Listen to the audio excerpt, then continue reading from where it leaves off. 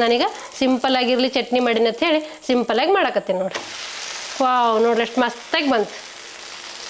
ಉತ್ತರ ಕರ್ನಾಟಕ ರೆಸಿಪಿ ನೋಡಾಕತ್ತಿರುವ ಎಲ್ಲ ವೀಕ್ಷಕರಿಗೂ ನಿಮ್ಮ ಮನೆ ಮಗಳು ತ್ರಿವೇಣಿ ಪಾಟೀಲ್ ಮಾಡುವ ನಮಸ್ಕಾರಗಳು. ನೀವೇನಾರ ದೋಸೆ ಮಾಡ್ಬೇಕು ಅನ್ಕೊಂಡ್ರೆ ಹಿಂದಿನ ದಿವಸ ಅಕ್ಕಿ ನೆನೆಸಿಲ್ವಾ?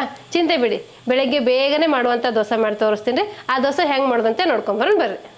ಈಗ ನಾನು 1 ಕಪ್ ಅವಲಕ್ಕಿ ತೊಗೊಂಡಿನಿ, ಇವು ಹಾಕೋತೀನಿ ನೋಡ್ರಿ. ಇವು 1-2 ಸತಿ ತೊಳಿತೀನಿ ರೀ. ನಾನು ಗಟ್ಟಿ ಅವಲಕ್ಕಿ ತೊಗೊಂಡಿನಿ, ನೀವು ಬೇಕಾದ್ರೆ ಮೀಡಿಯಮ್ ಅವಲಕ್ಕಿ, ಪೇಪರ್ ಅವಲಕ್ಕಿ ಯಾವಾದರೂ ತೊಗೋಬೋದು ರೀ. ಇವು ಅವಲಕ್ಕಿ ಮುಳುಗುವಷ್ಟು ನೀರು ಹಾಕಿ 1-2 ಸಲ ತೊಳಿಬೇಕು ರೀ. ಯಾಕಂದ್ರೆ ಅವಲಕ್ಕಿಯಾಗ ಡಸ್ಟ್ ಅದು ಇರ್ತೈತಲ್ಲ, ಹಂಗಾಗಿ ತೊಳಿಬೇಕಾಗ್ತೈತೆ ರೀ. ಈಗ ನಾನು ಅವಲಕ್ಕಿ 2-3 ಸಲ ತೊಳೆದು ಈ ರೀತಿ ತೊಗೊಂಬಂದೀನಿ ನೋಡ್ರಿ. ಬೆಳಗ್ಗೆ ಮಕ್ಕಳು ದೋಸೆ ಕೇಳಿದಾಗ ನಾವು ಹಿಂದಿನ ದಿನ ಅಕ್ಕಿ ನೆನೆಸಿರಲ್ಲ, ರುಬ್ಬಿರಲ್ಲ, ಅಕ್ಕಿ ದೋಸೆ ಮಾಡೋಕ್ಕಾಗಲ್ಲ ರೀ. ಹಾಗಾಗಿ ಇದು ಇನ್ಸ್ಟೆಂಟಾಗಿ ಮಾಡುವಂಥ ದೋಸೆ ರೀ. ನಾನು ಇವತ್ತು ಅವಲಕ್ಕಿ ರವೆ ಮೊಸರು ಹಾಕಿ ದೋಸೆ ಮಾಡಾಕತ್ತೀನಿ ರೀ. ಇದೇನು ತುಂಬ ಹೊತ್ತು ನೆನೆಸ್ಬೇಕಾಗಿಲ್ಲ, ಬೇಗನೆ ಮಾಡ್ಕೊಂಬಿಡು. 10 ನಿಮಿಷದಲ್ಲಿ ದೋಸೆ ರೆಡಿ ಆಗಿಬಿಡ್ತೈತೆ ರೀ. ನೀವು ಸೆಟ್ ದೋಸೆ ಆದರೂ ಮಾಡ್ಬೋದು, ಮಸಾಲೆ ದೋಸೆ ಆದರೂ ಮಾಡ್ಬೋದು. ನಾನೀಗ ಸೆಟ್ ದೋಸೆ ಮಾಡ್ತೀನಿ ರೀ. ಈಗ ಇವು ಅವಲಕ್ಕಿ ತೊಳೆದಿಟ್ಟಿದ್ದೀನಲ್ಲ, ಈಗ ಇದಕ್ಕೆ 1 ಕಪ್ ರವೆ ಹಾಕೋತೀನಿ ರೀ. ನೀವು ಯಾವ ರವೆ ಆದರೂ ಹಾಕೋಬೋದು, ಚಿರೋಟಿ ರವೆ ಆದರೂ ಹಾಕೋಬೋದು, ಮೀಡಿಯಮ್ ರವೆ ಆದರೂ ಹಾಕೋಬೋದು. ನಾನೀಗ ಚಿರೋಟಿ ರವೆ ಹಾಕೋತೀನಿ ನೋಡಿರಿ. ಈ ದೋಸೆನ ಹೆಂಗೆ ಮಾಡ್ತೀನಿ ಅನ್ನೋದು ನಿಮ್ಗೆ ಗೊತ್ತಾಗಬೇಕು ಅನ್ನೋದಾದ್ರೆ ನೀವು ಸ್ಕಿಪ್ ಮಾಡದೆ ಪೂರ್ತಿ ವಿಡಿಯೋ ನೋಡಿರಿ, ನಿಮಗೆ ಗೊತ್ತಾಗ್ತೈತೆ ರೀ. ಈಗ ನಾನು 1 ಕಪ್ ಅವಲಕ್ಕಿ ತೊಳೆದಿಟ್ಟಿದ್ದೀನಲ್ಲ ರೀ, ಅದೇ ಅವಲಕ್ಕಿಯಾಗ 1 ಕಪ್ ರವೆ ಹಾಕೋತೀನಿ ನೋಡಿರಿ. ಇವು ಚಿರೋಟಿ ರವೆ ಅದಾವ್ರಿ, ನೀವು ಯಾವ ರವೆ ಆದರೂ ತೊಗೋಬೋದು ರೀ. ಈಗ ನಾನು 1 ಕಪ್ ಅವಲಕ್ಕಿ 1 ಕಪ್ ರವೆಯನ್ನು ಹಾಕೊಂಡಲ್ಲ ರೀ, ಅದೇ ಕಪ್ಪಲ್ಲಿ 1 ಕಪ್ ಮೊಸರು ಹಾಕೋತೀನಿ ನೋಡಿರಿ. ಈಗ ನಾನು 1 ಕಪ್ ಮೊಸರಿಗೆ 1 ಕಪ್ ನೀರು ಹಾಕೋತೀನಿ ನೋಡಿರಿ. ಇದೆಲ್ಲ ಚಲೋ ಹೊತ್ತಿಗೆ ಮಿಕ್ಸ್ ಮಾಡ್ಕೋತೀನಿ ನೋಡಿರಿ. ರವೆ, ಅವಲಕ್ಕಿ, ಮೊಸರು ಎಲ್ಲ ಮಿಕ್ಸ್ ಆಗ್ಬೇಕ್ರಿ. ಈ ರೀತಿ ಮಿಕ್ಸ್ ಮಾಡಿ 1-2 ನಿಮಿಷ ನೆನೆಹಾಕ್ಬಿಡ್ರಿ. ನೀವು ಪೇಪರ್ ಅವಲಕ್ಕಿ ತೊಗೊಂಡಿದ್ರಂದ್ರೆ ನೆನೆಸೋ ಅವಶ್ಯಕತೆನೇ ಇಲ್ಲ ರೀ. ಮಿಕ್ಸ್ ಮಾಡಿ ರುಬ್ಕೊಂಡ್ರೆ ಆಯ್ತು ರೀ. ಇನ್ನು ಗಟ್ಟಿ ಅವಲಕ್ಕಿ ತೊಗೊಂಡಿನಲ್ಲ, ಹಾಗಾಗಿ 1-2 ನಿಮಿಷ ನೆನಿಬೇಕ್ರಿ. ನೋಡಿರಿ, ಈ ಕನ್ಸಿಸ್ಟೆನ್ಸಿ ಆಗೈತಿ. ಈಗ ರುಬ್ಕೊಳಾಗ ನೋಡ್ಕೊಂಡು ನೀರು ಹಾಕ್ಕೊಳಮ್ರಿ. 1 ಕಪ್ ಮೊಸರು, 1 ಕಪ್ ನೀರು ಹಾಕ್ಕೊಂಡಿನಿ. ಈ ಹದ ಆಗೈತೆ ನೋಡಿರಿ. ಇದಕ್ಕೆ ಏನೂ ಬೇಡ, ಸೋಡಾ ಬೇಡ, ಏನೂ ಬೇಡ, ಸಿಂಪಲಾಗಿ ಮಾಡ್ಕೊಂಡ್ಬಿಡ್ಬೋದು ರೀ ಬೆಳಗಿನ ನಾಷ್ಟಕ್ಕೆ ದೋಸೆ. ಈಗ ಇದು ನೆನಿಲ್ರಿ, ನೆನೆಷ್ಟೊತ್ತಿಗೆ ಇದಕ್ಕೊಂದು ಚಟ್ನಿ ಮಾಡ್ಕೊತೀನಿ. ಈಗ ನಾವೊಂದು ಪಾತ್ರೆ ಇಟ್ಕೊತೀನಿ ನೋಡಿರಿ. ಈಗ ನಾನು 1 ಸ್ಪೂನು ಎಣ್ಣೆ ಹಾಕೋತೀನಿ ನೋಡಿರಿ. ಈಗ ಇದಕ್ಕೆ ಒಂದು ಅರ್ಧ ಕಪ್ನಷ್ಟು ಶೇಂಗಾದ ಕಾಳು ತೊಗೊಂಡಿನಿ, ಅವು ಹಾಕೋತೀನಿ. ನೀವು ಅಷ್ಟೇ ಇಷ್ಟೇ ಅಂತೇನಿಲ್ಲ ರೀ, ಹೆಚ್ಚು ಕಮ್ಮಿ ಮಾಡ್ಕೋಬೋದು. ಇವು ಶೇಂಗಾದ ಕಾಳು ಚಲೋ ಹೊತ್ತಿಗೆ ಹುರ್ಕೊಳ್ಳೋಣ. ನೀವು ಅನ್ಬೋದು ಶೇಂಗಾದ ಕಾಳಿಗೆ ಯಾರಾದರೂ ಎಣ್ಣೆ ಹಾಕಿ ಹುರಿತಾರ ಅಂತ ನೀವು ಅನ್ಕೋಬೋದು. ಈ ಚಟ್ನಿಗೆ ಎಣ್ಣೆ ಹಾಕಿ ಹುರಿಬೇಕಾಗ್ತೈತೆ ರೀ. ಅಂದ್ರೆ ಚಟ್ನಿ ಮಸ್ತಾಗಿ ಬರ್ತೈತೆ ರೀ. ನೀವು ಒಂದು ಸತಿ ನಿಮ್ಮ ಮನೆ ಮಾಡ್ಕೊಂಡು ನೋಡ್ರಿ, ನಿಮಗೂ ಗೊತ್ತಾಗ್ತೈತಿ. ನೀವು ಇಡ್ಲಿ ದೋಸೆ ಮಾಡಿದಾಗ ಕಾಯಿ ಚಟ್ನಿ ಮಾಡ್ತೀರಿ, ಟೊಮೆಟೊ ಚಟ್ನಿ ಮಾಡ್ತೀರಿ, ಸುಮಾರು ನಮೂನಿ ಚಟ್ನಿಗಳು ಮಾಡ್ತಿರ್ತೀರಿ. ನಾನು ಸುಮಾರು ನಮೂನಿ ಚಟ್ನಿಗಳು ಮಾಡಿ ತೋರಿಸಿನಿ ರೀ. ಇವತ್ತೊಂದು ಡಿಫ್ರೆಂಟಾಗಿ ಮಾಡಾಕತ್ತಿದ್ದೆ, ಹಾಗಾಗಿ ನಾನು ನಿಮ್ಮ ಜೊತೆ ಶೇರ್ ಮಾಡ್ಕೊಳಕತ್ತೀನಿ.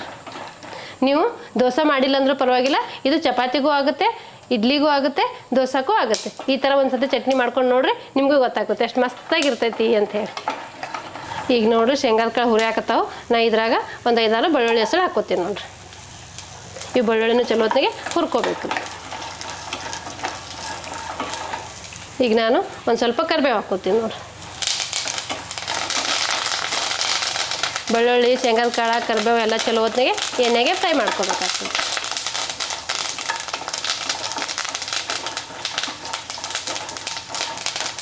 ಈ ಬೆಳ್ಳುಳ್ಳಿದ ಹಸಿ ವಾಸನೆ ಹೋಗ್ಬೇಕ್ರಿ, ಮತ್ತು ಕರಿಬೇವಿಂದು ಹಸಿ ವಾಸನೆ ಹೋಗ್ಬೇಕ್ರಿ. ಅಲ್ಲಿ ತನಕ ನೀವು ಹುರ್ಕೋಬೇಕಾಗ್ತದೆ. ಶೇಂಗಾದ ಕಾಳು, ಬೆಳ್ಳುಳ್ಳಿ, ಕರಿಬೇವು ಎಲ್ಲ ಫ್ರೈ ಆಗ್ಯಾವ್ರಿ. ಈಗ ಅದ್ರಾಗೆ ನಾನು 1 ಸ್ಪೂನ ಉದ್ದಿನಬೇಳೆ ಹಾಕೋತೀನಿ ನೋಡಿರಿ. ಈ ಉದ್ದಿನಬೇಳೆನೂ ಕೆಂಪಾಗಂಗೆ ಹುರ್ಕೋಬೇಕಾಗ್ತದೆ ರೀ.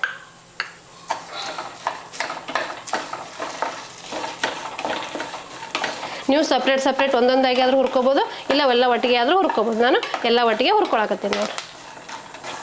ಈಗ ನಾನು 1 ಸ್ಪೂನ ಜೀರಿಗೆ ತೊಗೊಂಡಿನಿ, ಜೀರಿಗೆ ಹಾಕೋತೀನಿ ನೋಡಿರಿ. ಆದಷ್ಟು ಮೀಡಿಯಮ್ ಫ್ಲೇಮಲ್ಲಿ ಇಟ್ಕೊಂಡು ಎಲ್ಲ ಚಲೋ ಹೊತ್ತಿಗೆ ಫ್ರೈ ಮಾಡ್ಕೊರಿ. ಈಗ ನೋಡಿರಿ, ಇವೆಲ್ಲ ಉದ್ದಿನ ಬೇಳೆದೆಲ್ಲ ಕೆಂಪಾಗ್ಯಾವು. ಈಗ ಇದ್ರಾಗ ನಾನು ಒಂದು ಸ್ವಲ್ಪ ಹುಣಸೆ ಹಣ್ಣು ಹಾಕೋತೀನಿ ನೋಡಿರಿ. ನಾನು 1 ಸ್ಪೂನ ಅರಿಶಿನ ಪುಡಿ, 2 ಸ್ಪೂನ್ ಖಾರದ ಪುಡಿ ತೊಗೊಂಡಿನಿ. ನಿಮಗೆ ಖಾರಕ್ಕೆ ಎಷ್ಟು ಬೇಕು ನೋಡಿಕೊಂಡು ನೀವು ಹಾಕ್ಕೋಬೋದು ರೀ. ಇದನ್ನು ಎಲ್ಲ ಎಣ್ಣೆಗೆ ಮಿಕ್ಸ್ ಮಾಡ್ಕೊತೀನಿ ರೀ. ಇದೆಲ್ಲ ಚಲೋ ಹೊತ್ತಿಗೆ ಫ್ರೈ ಮಾಡ್ಕೊಂಡಿನಿ. ಈಗ ಇದು ಸ್ವಲ್ಪ ತಣ್ಣಗಾಗಲಿ, ಸ್ವಲ್ಪ ನೀರು ಹಾಕಿ ತಣ್ಣಗಾಗಿ ಬಿಡ್ತೀನಿ ರೀ.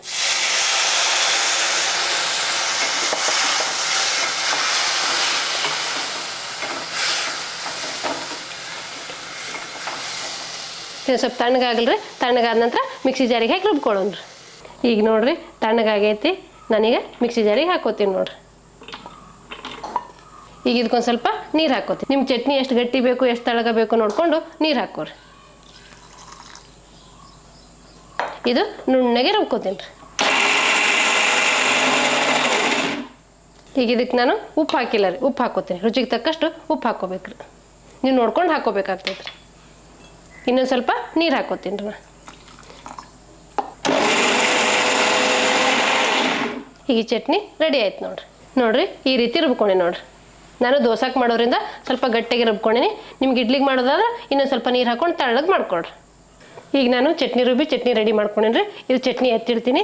ಈಗ ನಾನು ಅವಲಕ್ಕಿ ರವೆ ಮೊಸರು ನೆನೆಸಿಟ್ಟಿದ್ನಲ್ಲ ರೀ, ಅದು ಮಿಕ್ಸಿ ಜಾರಿಗೆ ಹಾಕ್ಕೊಂಡು ರುಬ್ಕೋತೀನಿ ನೋಡ್ರಿ.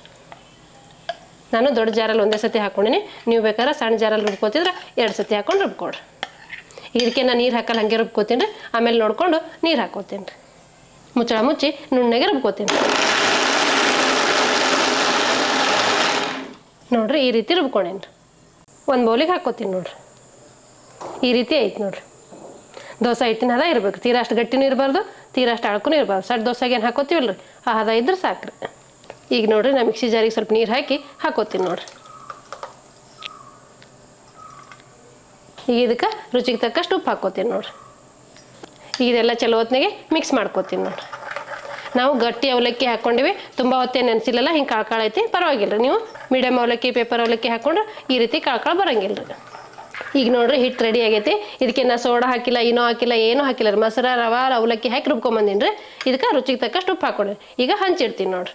ಈಗ ಇದು ಹಂಚ ಬಿಸಿ ಆಗಲಿ. ಹಂಚು ಬಿಸಿ ಆದ ನಂತರ ದೋಸೆ ಹಾಕೋತೀನಿ ರೀ. ಈಗ ನೋಡ್ರಿ, ಹಂಚು ಕಾಯ್ದೈತಿ. ನಾನೀಗ ದೋಸೆ ಹಾಕೋತೀನಿ ನೋಡ್ರಿ. ನಿಮ್ಗೆ ಎಷ್ಟು ತೆಳ್ಳಗೆ ಬೇಕು, ಎಷ್ಟು ದಪ್ಪ ಬೇಕು ನೋಡಿಕೊಂಡು ನೀವು ಹಾಕೋರಿ. ನಾನು ಈ ಸೈಜಲ್ಲಿ ಹಾಕೊಳಕತ್ತೀನಿ ನೋಡಿ. ಇದು ಪೂರ್ತಿ ತೆಳ್ಳಗೆ ಬರಲ್ಲ ರೀ. ಸಣ್ಣ ದೋಸೆ ಅಂದ್ರೆ ಸ್ವಲ್ಪ ದಪ್ಪಗೆ ಇರ್ತೈತೆ ರೀ. ನೋಡಿರಿ, ಬಬಲ್ಸ್ ಹೆಂಗೆ ಬರಾಕತ್ತಾವು. ನೀವು ನಿಮ್ಮ ಮನೆ ಮಾಡ್ಕೊಂಡು ನಿಮಗೂ ಗೊತ್ತಾಗ್ತೈತೆ. ಇದಕ್ಕೆ ನೀವು ಎಣ್ಣೆ, ಬೆಣ್ಣೆ, ತುಪ್ಪ ಯಾವುದಾದ್ರೂ ಹಾಕೋಬೋದು. ನಾನು ಸ್ವಲ್ಪ ತುಪ್ಪ ಹಾಕೋತೀನಿ ನೋಡ್ರಿ. ನೀವು ಹಾಗೇನೂ ಬೇಯಿಸ್ಕೋಬೋದು ರೀ. ನೀವು ಇದಕ್ಕೆ ಕ್ಯಾರೆಟ್ ತುರಿದು ಹಾಕೋಬೋದು, ಕರಿಬೇವು ಕೊತ್ತಂಬರಿ ಸಣ್ಣ ಕಟ್ ಮಾಡಿ ಹಾಕೋಬೋದು, ಉಳ್ಳಾಗಡ್ಡಿ ಸಣ್ಣ ಕಟ್ ಮಾಡಿ ಹಾಕೋಬೋದು. ನಿಮ್ಗೆ ಹೆಂಗೆ ಅನುಕೂಲ ಆಗುತ್ತೆ ನೋಡಿಕೊಂಡು ನೀವು ಮಾಡ್ಕೋಬೋದು ರೀ. ನಾನೀಗ ಸಿಂಪಲ್ಲಾಗಿರಲಿ ಚಟ್ನಿ ಮಾಡೀನಿ ಅಂತ ಹೇಳಿ ಸಿಂಪಲ್ಲಾಗಿ ಮಾಡಕತ್ತೀನಿ ನೋಡಿರಿ. ವಾವ್, ನೋಡ್ರಿ ಎಷ್ಟು ಮಸ್ತಾಗಿ ಬಂತು. ನೀವು ಬೇಕಾದ್ರೆ ಚೂರು ಅಡುಗೆ ಸೋಡಾ ಹಾಕ್ಕೊಂಡು ನಡಿತೈತೆ ರೀ. ಈಗ ನಾನು ತಿರುಗಿಸಾಕಿ 2 ಸೈಡು ಬೇಯಿಸ್ಕೊಂಡಿನಿ. ನೀವು ಬೇಕಾದ್ರೆ ಒಂದೇ ಸೈಡನ್ನು ಬೇಯಿಸ್ಕೋಬೋದು ರೀ. ಇದೇ ರೀತಿ ಮಿಕ್ಕಿದ್ದೆಲ್ಲ ಮಾಡ್ಕೊತೀನಿ ರೀ. ಈಗ ನೋಡಿರಿ, ನಾನು ದೋಸೆ ಸರ್ವ್ ಮಾಡಾಕತ್ತೀನಿ. ಎಷ್ಟು ಮಸ್ತಾಗಿ ಬಂದಾವೆ ನೋಡಿರಿ. ನೀವು ನಿಮ್ಮ ಮನೆ ಮಾಡಿದ್ರೆ ನಿಮಗೂ ಗೊತ್ತಾಗ್ತೈತಿ ಎಷ್ಟು ಸಾಫ್ಟಾಗಿರ್ತಾವೆ ನೋಡಿರಿ ದೋಸೆ. ನಾನು ಚಟ್ನಿ ಮಾಡ್ಕೊಂಡಿನಲ್ಲ ರೀ, ಚಟ್ನಿನೂ ಸರ್ವ್ ಮಾಡ್ತೀನಿ ನೋಡಿರಿ. ನಾನು ಗಟ್ಟಿ ಚಟ್ನಿ ಮಾಡ್ಕೊಂಡಿನಿ ದೋಸೆ ಸಲುವಾಗಿ. ನೀವು ಬೇಕಾದ್ರೆ ಇಡ್ಲಿಗೆ ಮಾಡ್ತೀನಿ ಅನ್ನೋದಾದ್ರೆ ಇನ್ನೂ ಸ್ವಲ್ಪ ನೀರು ಹಾಕಿ ತೆಳ್ಳಗೆ ಮಾಡ್ಕೊಬೋದು ರೀ. ನೀವು ಹಿಂದಿನ ದಿವಸ ಅಕ್ಕಿ ನೆನ್ಸೋದು ಮರ್ತಿದ್ರೆ ಅಂದ್ರೆ ಈ ರೀತಿ ಬೆಳಗ್ಗೆ ಬೇಗನೆ ಸೆಟ್ ದೋಸೆ ಮಾಡ್ಕೊಂಬಿಡ್ಬೋದು ರೀ. ತುಂಬ ಹೊತ್ತು ನೆನೆಸೋದೇನು ಬೇಕಾಗಿಲ್ಲ, ಬೇಗನೆ ಆಗುತ್ತೆ. 10 ನಿಮಿಷದಲ್ಲಿ ಸೆಟ್ ದೋಸೆ ರೆಡಿ ಆಗ್ತಾವ್ರಿ. ನೋಡಿದ್ರಲ್ರಿ ವೀಕ್ಷಕರೇ, ಬೇಗ ಮತ್ತು ಸುಲಭವಾಗಿ ಬೆಳಗಿನ ನಾಷ್ಟಕ್ಕೆ ಸೆಟ್ ದೋಸೆ ಚಟ್ನಿ ಮಾಡೋದನ್ನು. ಈ ಸೆಟ್ ದೋಸೆ ಚಟ್ನಿ ಮಾಡೋ ಪದ್ಧತಿ ನಿಮ್ಗೆ ಇಷ್ಟ ಆಗಿತ್ತಂದ್ರೆ ಒಂದು ಲೈಕ್ ಮಾಡಿರಿ, ಶೇರ್ ಮಾಡಿರಿ, ಕಮೆಂಟ್ ಮಾಡಿರಿ, ಸಬ್ಸ್ಕ್ರೈಬ್ ಆಗಿರಿ. ಧನ್ಯವಾದಗಳು.